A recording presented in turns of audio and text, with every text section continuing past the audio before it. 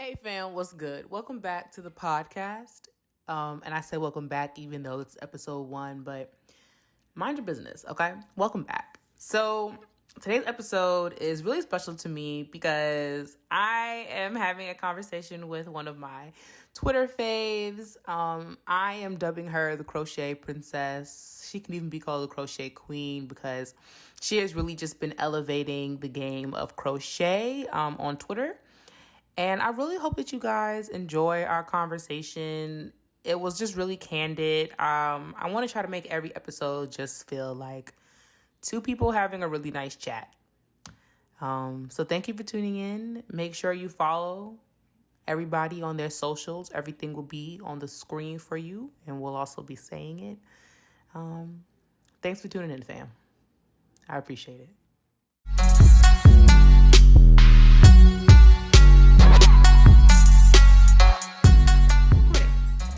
Okay, so thank you for agreeing to be on the podcast. Thank you for considering these. Yes. You're the first guest, so like literally shout out to you. I was like, who do I reach out to? Like who? Well, you saw the thread on Twitter, but I was just trying to reach out to like all my faves and all my mutuals because I was like, damn, like everyone's doing really amazing things, and we're also just all like stuck inside now. So I was like, maybe this is a good time to just like finally have those real like in-depth conversations with people about like what they're doing, why they do it, how they got started, blah, blah, blah. All of that stuff. So introduce yourself to the podcast, people who may not know you, who will tune in. Okay, well, hi, my name is Akua. I'm 20. I was born and raised in Chicago, and I'm a crochet artist. Okay. How would you define a crochet artist? Because to me, I think honestly everyone who does anything creative, especially creative where people are like gonna be wearing it, so like nails, hair, makeup, lashes, all that kind of stuff, to me like I'm always throwing like the word artist onto that, even people don't think like they're an artist. So how would you define like being a crochet artist? I personally just anybody who crochets and markets that personally, because even if somebody crochets like stuffed animals, I would consider them a crochet artist, like not just limited to things you can wear. Right. I get that though. But that to me exactly like that's still art. Like if you're making crochet teddy bears, purses, hats, like literally whatever, like that's art because someone's putting it somewhere and like, you know, finds importance in it. Okay. One of the things I really wanted to talk to you today about is Twitter, because Twitter obviously has some beef with you. I don't know. Yes. Oh my God. I don't know where the beef is coming from, but this is what your current account is. What, like your like 4th, 5th account now? Third. So I was close. Third account. That's so crazy. So what? Okay, so like what happens? Like you keep what? You just end up logging in, and they're like, "Oh, psych," and you have to just start all over again. Well, okay. The first time I was suspended, it was like I had already had my account like locked once for 24 hours and then locked another time for 7 days. And then like if you like your third offense is suspension. So like the third time I fucked up, I got suspended, which was really honestly like just, if you ask me, Twitter's like algorithm and searching out keywords without really understanding the context and just automatically suspending, because it was like right after I pressed tweet, my account was suspended. Oh, so they were literally on it. Okay, well, they're haters.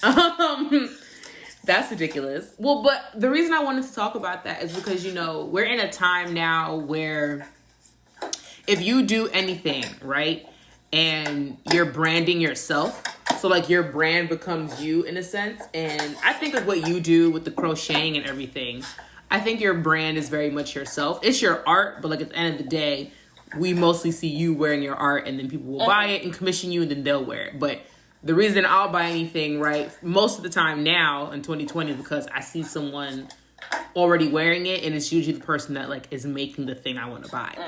And so I feel like since I started following you, you were always able to like quickly like grow an audience, maintain it. Like people were interacting with you because you're very active on social media.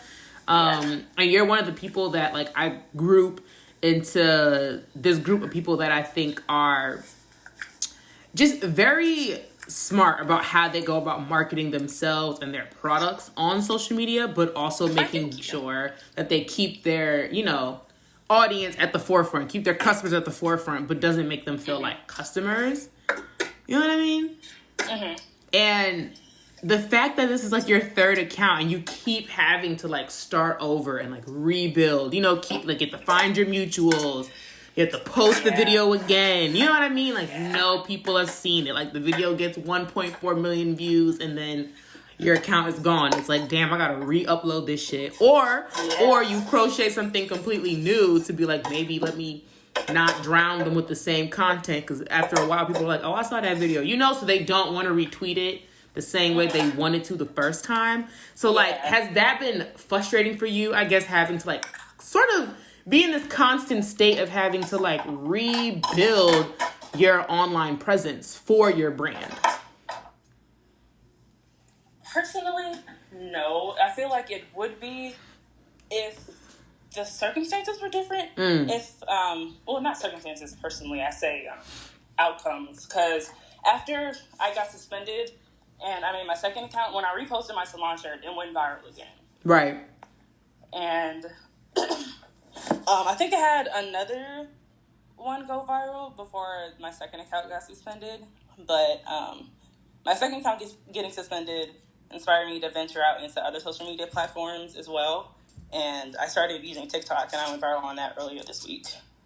Yeah, I've been seeing you post your TikTok, like, way more often. I'm like, oh, that's so smart. Like, TikTok is really a thing now. Like, TikTok has truly taken off, and I'm like, damn, I feel like all creatives, whatever, I say with air quotes or not. Because sometimes I'm like, what the fuck is that word? Everybody is a creative and not a creative, but whatever. But I just feel like, damn, like, all creatives, like, need to be on TikTok. But that's what I mean. I agree. You see what I'm saying? Like, you would like, let me make a TikTok. Because you also see, like, Twitter keeps playing games. You know what I mean? Yeah. So it's like, you can grow your audience again to, like, 50K, 100K, whatever. And then Twitter's like, ooh, she tweeted, whatever, blocked, delete. And you're like, bro. Whereas TikTok, I think that doesn't happen so often. Although some people have been complaining about their TikToks get, like, just randomly deleted for who knows what reason. But I feel like I wouldn't run into an issue with that because I'm mostly going to be posting art TikToks, and I feel like there's really nothing controversial about like art. No, that's true. I mean, you're crocheting. You know what I'm saying? Yeah. Like, so they probably also, however their algorithm is over there, they probably have you in a group of like, you know what I mean, like knitting and stuff like that. So they're probably like, oh, she's making like harmless content, right? Yeah. How did you start crocheting, and then once you started, when did that shift happen from like hobby to like, oh, this could be my business?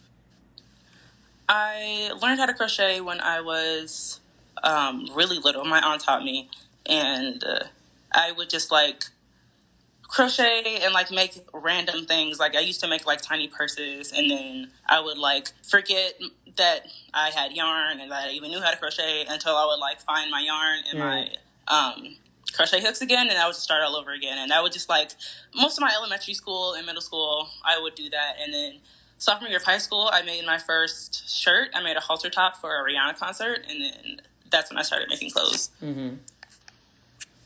Do you think that, I guess now with like, I don't know, this whole lockdown, shut in, who knows what to call it. I've been having this conversation with myself in my head mostly like, is this going to be a time for people like yourself, right, who make things and sell things, whatever it is? Like, is this going to be like a really great time for these kind of people? Or is this going to be a difficult time? And like outside of like the financial aspect, we all understand that like people aren't making the same money they used to be making. Like there's difficulties there. But like just outside of that, just in terms of like the creativity, the like hunkering down and like taking a better look at your business. Because I know for myself, as a nail tech, you know, I can't do nails at all right now. So I've been basically doing nails on myself, taking videos and pictures. But like one thing I found myself doing more that I felt like I was putting off was like taking that time to put more effort into like my business, my branding. And so I wonder, like, do you find yourself maybe taking more time to sort of look more so at like how you can grow this into an even more solid business, so when we do come back and everything is like up and running again, you know, you don't have to, the Twitter could be whatever the fuck it is, like, you know, the TikTok could be whatever the fuck it is, because you have now shaped this into like the real business. Honestly, I personally feel what is it, like, not necessarily a growth, but like an increase of creativity. Yeah. Mostly because my school is online for the rest of the semester, and I'm a music major, and like some of my classes just cannot function online, so they're just not happening for the rest of the semester. Yeah. So I have a lot more free time and a lot more time to work on orders and work on projects and make new TikToks and make more content, and I'm just really excited. You're a music major? I didn't know that. Oh my God. Yeah. Tell me about that. What is that like, being a music major? Okay, so last year, I am a voice major. Last year I was a classical major, and then I switched to jazz, and I'm planning on switching to open studies this year, which is just a more like broader general sense of music, because I don't really like being like feeling tied down to one genre. Mm-hmm. And at my school, the way the open studies program works is basically like you meet with your advisor and you basically like build your major, and like you pick out what classes you want to take together. Oh, that's interesting. So like, so because I went to Spelman and I was an English major. People who always say like, oh, I'm a dance major, I'm an art major, I'm a music major. I always wondered like, okay, so are your classes structured? Like, do you have like half of your classes are like core curriculum per se type stuff, and then like the other half of your classes are like what you're doing? So like I almost said English. So as a music major, like the rest of your classes are like literally, you know, instruments and stuff. Because you said some of your classes like just cannot function like online. Like that's just not an option. Because I know the ensemble I'm in, we just can't have rehearsal online. Oh. And another one of my classes is like kind of just we like sit and watch the ensembles perform, and they can't perform if they're not rehearsing. If they're not rehearsing, exactly. But it really depends on the school, because I know my school, like traditionally music majors don't start taking gen eds until junior year, because there's just so many music classes we have to take that we don't have space in our schedule until junior year. Oh, so it's like the reverse. It's like you concentrate on like literally what you're like going to school for in your first 2 years, and then your like, last 2 years when you actually do like the bullshit, I guess, courses, because it's not what you want to do. So yeah, that's when you're taking English, whatever the fuck, and history, whatever the fuck, because that's interesting. Because I thought it would be, but that makes sense though, because I'm like, it's such a specific thing to be doing. How would you be rehearsing and performing and then go into like Shakespeare 101? That doesn't make sense. And also, why would you care to be in Shakespeare 101? That's just dumb. But with your crocheting, okay, so I'll admit, when I saw the little Yachty photo, that was the one thing to me where I was like, oh, she's like fucking going. Like, this is real. Like, this is, not only is this talent, but like, this is real. And I think I really always get excited when I am like following someone, especially when they're a Black woman, and they're just making art or they're just being creative, right? Like they're making a means to like sustain their life doing something outside of basically being another piece like in the clog of the machine. And when I see it take them like to what I think most of us equate to being the next level. So, okay, being with celebrities or whatever, but beyond that, like even when I see someone open their first, you know, brick and mortar store or get their first like online store, I'm like, see, look at you popping. You know, I'm always like, how does that feel? Like tell us, like walk us through that day, that moment. Okay, so what actually happened was when my salon shirt went viral the first time, he ended up seeing it and he messaged me on Twitter. So Lil Yachty directly messaged you? Yes. Okay, so I'm talking to a celebrity. Okay, got it. Understood. No, I get it. Like fame, it's casual. It's very casual when you're famous, but I understand.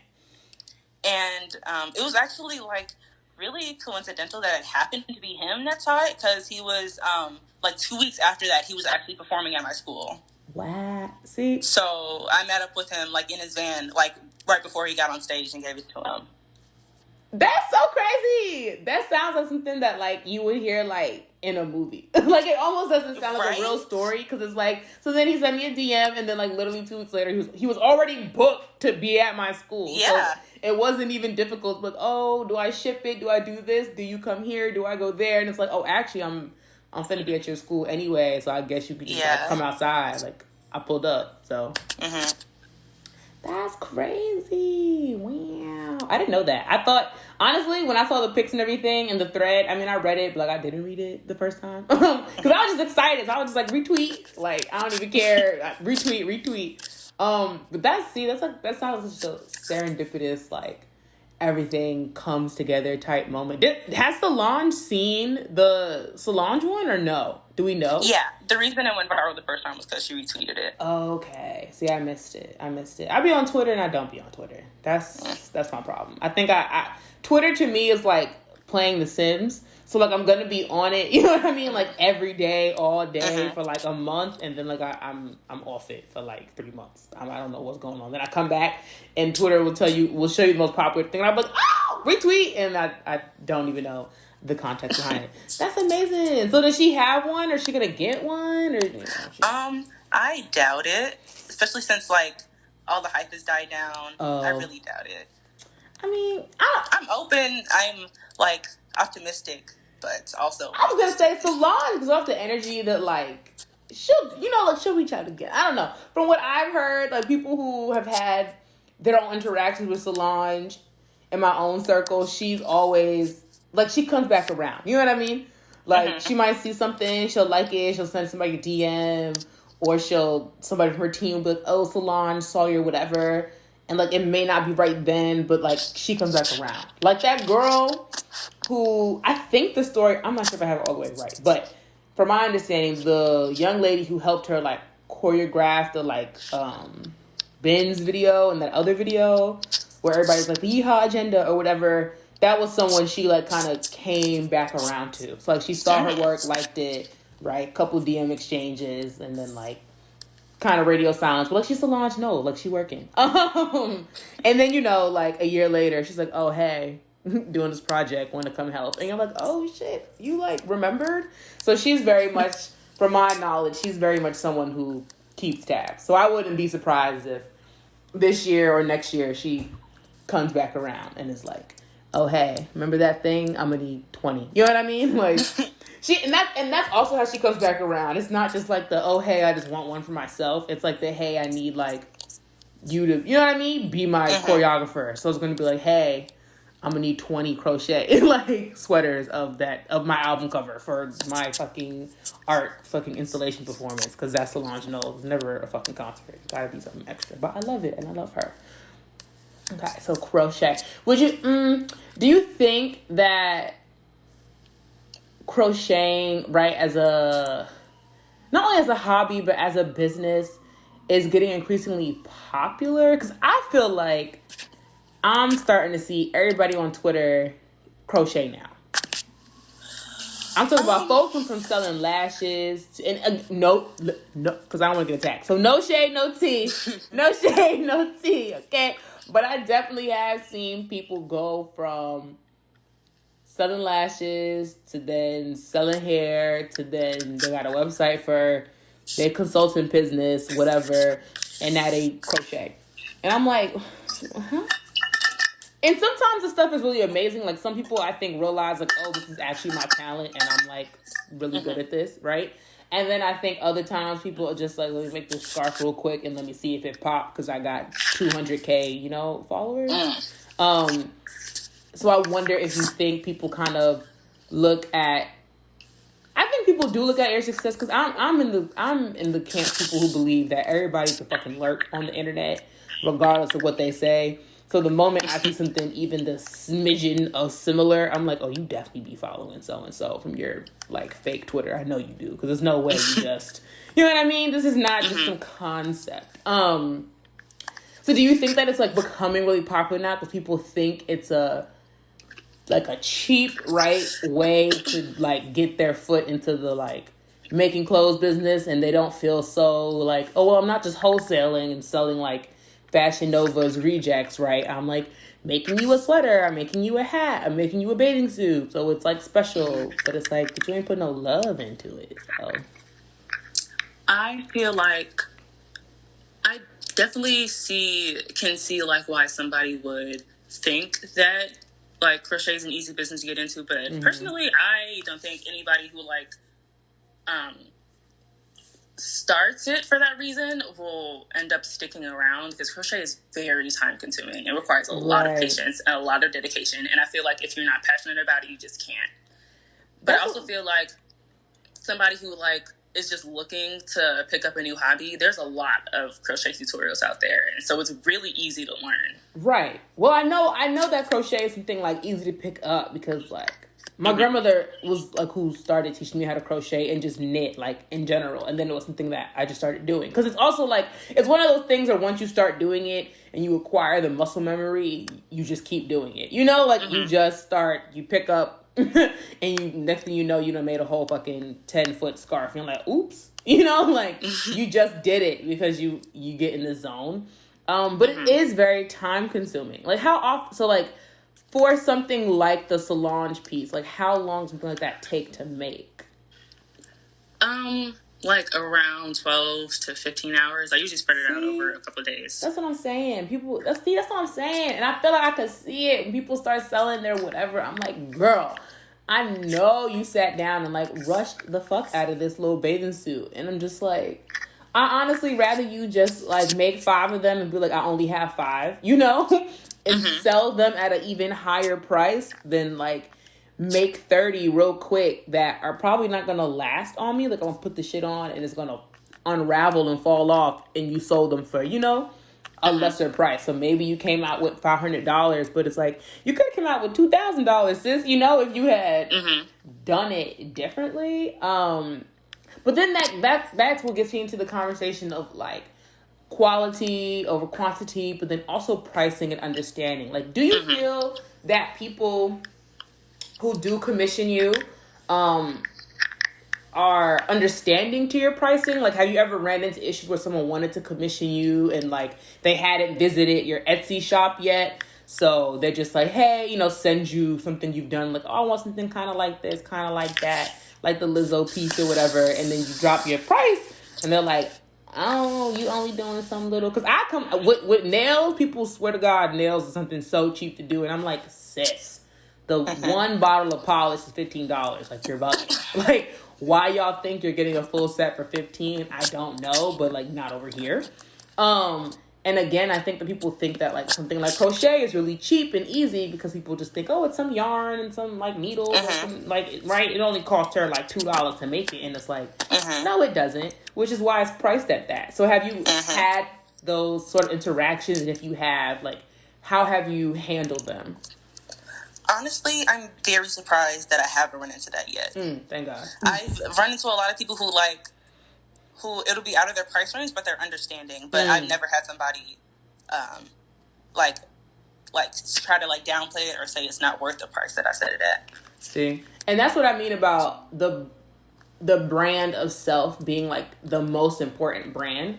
Like, I think that it's not even just because of like what it is you're making, but I think it's because you're such a part of like what you make, that when people do reach out to you and say, oh, hey, I want to commission you for a custom piece, or I want to commission you for something that's on your Etsy shop or whatever, that once you drop the price, they're like, oh, okay, heard you. And they either buy it because in budget, or they don't and they come back later. And I think it's because like I feel like you can see that you really put like your all into this and you take it seriously, you know? Like, it is a hobby, yes. And then it turned into a business, yes. But it's not a hobby that turned into a business, I feel like, because you want to make a quick buck. You know what I mean? Yeah. Like, I feel like it was your hobby and it turned into a business because there was a demand. And so you said, okay, like, I'll meet the demand. But you weren't going to meet the demand, like, at the compromise of like what it was you were producing. And I've even had people tell me that like my prices are lower than what they expected. I honestly, for me, they are definitely lower than what I was expecting. I think, like, on your Etsy now. What were you expecting? Okay, you just told me, but I also figured it took you a long time anyway to make these. But now that I know, like, 15 hours and over the course of days, like, and you gotta buy the product. But of course, okay, you factor that into the cost. Honestly, sis, I was ready to have to drop like $250, $300 on a custom piece, and I would have not batted an eye at it. I would have been like, heard her. Like, I'm sitting here asking her, right, to make me a whole like coochie down to the socks sweater, okay, with somebody's custom ass face on it. You know what I mean? And that's mad colors. Because here's the thing too, like when you look at your work, and you also don't just, everything is not monochrome, right? That's also what made me think you were going to be way more expensive than a lot of the other girlies, because you aren't just making sweaters or 2-piece sets. Again, no shade, no tea. Please, y'all, do not fucking attack me, okay? Fuck. I have bought the little 2 pieces. They're cute. I like them. I'm just saying. They are, basic. Not in a bad way. They're just very simple. Please, no shade, no tea.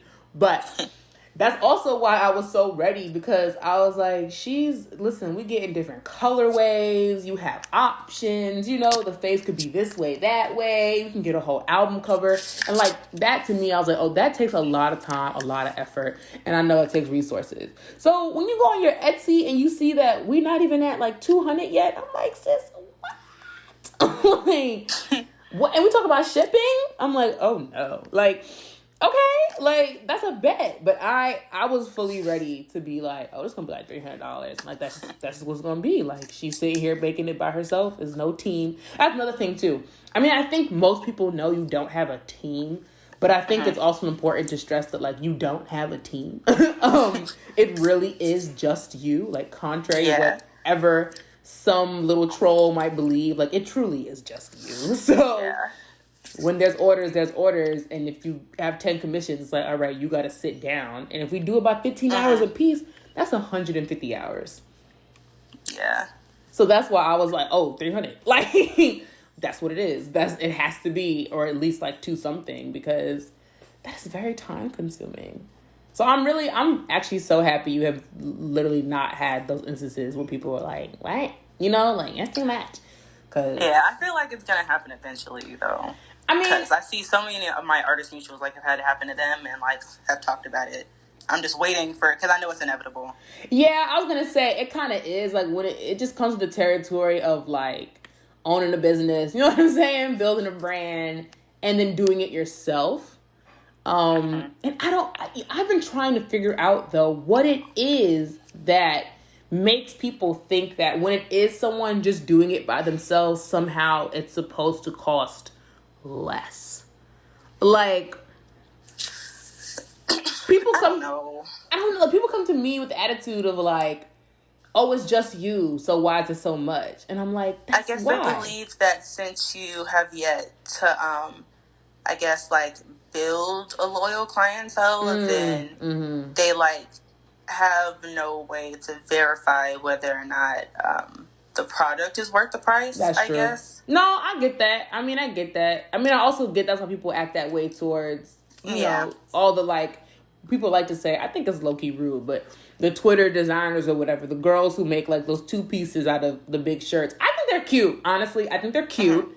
And I don't see anything wrong with it. I think people are mad that they didn't figure out, oh, I could cut up a big t-shirt and make it a 2-piece. You know what I mean? And sew it together and make it cute. People give them even, like, worse attitude in terms of, like, the, oh, why that cost so much? You just sat there at your desk and your sewing machine. I'm like, okay, it didn't take her 1 minute, though. You know what I mean? Like, she definitely had to sit there and cut the pattern and patch it together. Like, and she has to make sure it's going to hold up in the wash. Like, why do y'all... And I asked you that because I feel like, not to say, like, you're in that, like, niche of Twitter, but, like, you do make clothing, right? And I feel like there's a certain, like, energy when it comes to, like, the clothing entrepreneurial side of Twitter, where I feel like people, like, customers or potential customers can get, like, really out of pocket. And I've never really understood it because I'm like, you're all talking to people who most of us understand, like, it's just them. Probably alone in their bedroom, right? Making the t-shirt, painting the hat, like, customizing the Nike, cutting up the shirt, like making up the design and actually showing from scratch, from no pattern. She made it herself. And somehow y'all still think like it should be $1 plus shipping. Like, yeah. And I'm like, why? Like, why do we do that to each other, people? Like, especially black folk. I'm like, come on. And especially with everything going on now, we're going to really need to stop. We're going to just need to pay to pull their prices or go on to the next one. But I think you're in a really good position, though, with everything going on, because I feel like we are definitely going to be moving into a whole new age where it's not even just like, oh, everyone wants to be an entrepreneur and start their own business or whatever. I just think that people are going to be, I think, a little more weary of where they're getting things from, right? Who's making whatever it is. Whether or not it's ethical. Yes. And so if I know that my, staple winter sweaters were made, by someone that, like, I know or whatever, you can call them your internet friend, whatever it is, like, like, whole girl sat up in her room and made me these 5 sweaters. And I know that she bought it from the Hobby Lobby store. You know what I mean? Like, I know where this all came from. I don't have to worry about if there's somebody in a freaking sweatshop, making me a sweater for $15 or $20, or even them freaking Gucci little sweaters. People will pay like $800 for something that cost $3 to make. And that's why I also asked you that, because I'm like, again, you're making things that don't cost $3 to make. Even if we just take out like labor, the products is like buying the product. Like, it's not, because like you would say, I mean, I don't know, I'm not in this field of work, but my assumption is that this is not a cheap hobby nor business to run. Not necessarily, but I always use coupons whenever I shop. So okay, see, period. So that's what I'm saying. You're still like, yeah, this isn't the most expensive, but it isn't the cheapest. But also there are coupons. So that's what I'm saying. Like, you run a business, you operate your business, you hand make everything, and regardless of what income you're bringing in, you're still in that mindset of, but I'm gonna use this coupon though. Like, why would I pay $300 for my supplies if I could pay $250? Like, that's what matters.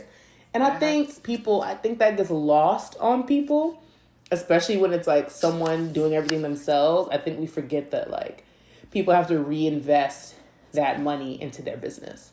So like if you sell a piece for $185, that whole $185 is not just like in your pocket. Some of that is going to go back to the business. Yeah. I mean, maybe people will start to get it, Maybe people will understand that. I hope. We out here running small businesses that'll hopefully be large businesses, but we ain't gonna get there if y'all don't want to pay the shipping. Like, it's not gonna happen, sisters. That's crazy. Well, I'm just really glad that you came on the podcast today. I'm glad you had me. Thank you. I was like, I really want to talk to her. Like, I feel like there's so much there. I learned you were a whole music major. Did not know that. I'm thinking you go to school for, I don't know what I thought you went to school for, but it wasn't music. So there, I learned that, like, period. We got the real story, the real tea behind the whole little Yachty thing. And if anybody else already knew the tea, shut up, because I didn't know the tea. I missed the thread, but here I am. Like, here's the real story. And I guess my final question to you is, where do you want to see this take off? Like, what are we looking at for 2021? Where are we going 2021? Because 2020 is canceled. We're not recognizing this. Yeah. 2021. Where do we want to see things in 2021? Because 2020 is beyond canceled right now. I've been really excited about things I'm doing now, but like more excited about my plans for next year, mostly because I'm going to be living in a house with some friends instead of a dorm. It's like kind of off campus, so I'll have like a lot more time to myself and a lot less distractions from crochet. And I feel like I don't like making predictions of where I like see myself. I just like doing this in the moment and knowing I'm doing it because I enjoy doing it. Yeah. That's how I am too. People usually ask, I like asking the question because I like asking it. Sometimes people have these real grandiose answers, and I'm like, oh, you be thinking about this, okay? Because usually my answer is like, I just hope I'm like making it out here, feeding myself. That's about it. Like wherever else it goes. I just want to eat. Especially because like music really is my passion. Crochet, I love crochet, but it wasn't necessarily my passion at first until I realized. Don't know that about you.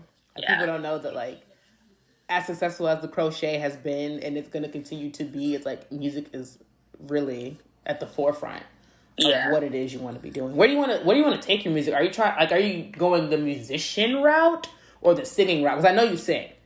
The singing route. Okay. Oh, okay. Period. Wow. We're about to be going to concerts, wearing custom pieces. I'm excited. I'm here for it. Honestly, I stand. Period. See, that's what I mean about Solange coming back. I'm telling you, look, I can see it. 2022 or whatever. Watch. You're going to be making 25 custom pieces for her latest album. You're going to be on the album. It's going to be amazing. I'm going to be like, especially because her and Beyonce are just really supportive of young Black creators anyway. They really are. And thank you for saying that, because I'm really tired of these little Twitter trolls talking about Beyonce's capitalist. Oh, shut up. We're all capitalists. We're all here, aren't we? Like... Are you not I'm so sorry if you just heard a really loud noise. I just dropped my phone on accident. Oh, no, I didn't, but now we know. No, everyone's always like, Beyonce. I'm like, listen, Beyonce has done a lot. I was a figure skater. I'm still a figure skater. But when I was learning how to figure skate, I went to Figure Skating of Harlem. Mm-hmm. And all of our warm-ups and our skates and everything came from Beyonce and Jay-Z. Wow. Yes. I'm like, y'all need to shut up. Okay, y'all talk a lot of junk about Beyonce and Jay-Z and they're just the worst people in the world because they're billionaires and don't share the wealth. They share so much of their wealth. They just like don't advertise it as much. Yes, they just don't go to Twitter.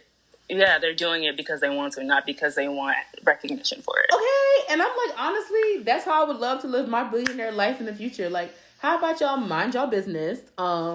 My work will speak for itself. And then when I, have transitioned at 107 years old, y'all gonna have to shut up because then the list of everything I done did is gonna come out. And y'all gonna be like, oh, she was really out here. Yes. Being charitable. Yes. And I didn't need to tweet about it or create a hashtag because literally, why? Like, why can't she just build the school? She made a whole beauty school in Houston. Like, Beyonce has been out here. She did? Yes. She has had a beauty school in Houston for like 8 years. Like, I kid you not. Wow. Like, so many Houston techs, like nail techs, stylists, all of that, like, went to the beauty school that she, like, helped fund. And, like, I'm like, see, y'all gonna have to shut up. Like, Beyonce be out here. Beyonce goes to events. She donates. Like, she be around. It's just the cameras are not welcomed. And it's my business. Like, it's not for you. You know what I'm saying? But... that's enough of a tangent. I can make a whole fucking 14-hour, okay, about why Beyonce deserves better than, like, Twitter trolls saying she is not charitable and eat the rich. No, not Beyonce. We will leave Beyonce alone. But before we sign off the podcast, is there any parting words, anything you just want to say to some, like, young, budding entrepreneurs, even those who just want to get into crocheting, whether it be for the business or they just want to get into crocheting. They just want to see what that's all about. All I have to say is whatever you want, whatever you desire will come to you. Before I started like doing like what I do now, like with crocheting pictures on the shirts, I actually tried to like launch my business twice before, but like something like what happened that messed it up, like completely messed it up. Right. And then this time it just worked. Like it worked out perfect for me. And that's so real though. It's like when it's time, you know? And when it's not time, it's just not time. So like, it's just not time yet. Any discouragement that any little young entrepreneur might feel right now listening to this because you're like, oh, but they're both already so... Listen, I literally tried to do nails so many times and it never worked. I couldn't get into school. It was always an issue. Like, it was always an issue. And then it was time. And then I did it. So, like, when it's time, it's time. And that's also our time for our podcast. So, I'm so happy. Like, literally, I'm like, this is my first guest. Like, this was so great. Like, I've been, like, in my head, just like, I'm so proud of her. So, I'm just... 2021. I'm here for it. 2021 and beyond. Like, I'm just ready to see the drops. I'm ready to see everything that happens, especially with your music career. Like, I'm I like constantly like, you know, like and then unlike to like again and like retweet to unretweet to retweet again because I'm like, y'all need to listen to this. So that's me on Twitter, you know, just a stan casually. But like I said, you're a celebrity because you got people out here DMing you and folks and stuff, and we going like we making millions of views and shit. So I'm just saying, real casual flex, but I'm just letting the people know that this is a celebrity on my podcast. So please respect her. Thank you. But thank you. This was eye-opening. This was enlightening. This was invigorating. Thank you for being my first guest. And thank you for having me as your first guest. Stay safe out here during these trying times. You know what I'm saying? Yeah, you too. My state is on a shelter in place. So. Girl, we don't even New York. It's a mess. It's all just a mess. But we out here got our gloves, sanitizer, we masked up. So yeah, listen. Good thing about crochet is I don't need to leave the house to do it. Listen, and that's on period. So if anybody need to tap in, if you learn anything, you figure out how to do some shit you can do from home, but you don't gotta go outside for, okay? And that's a business fact. All right, you have a great night. Thank you. You too. Bye. Bye.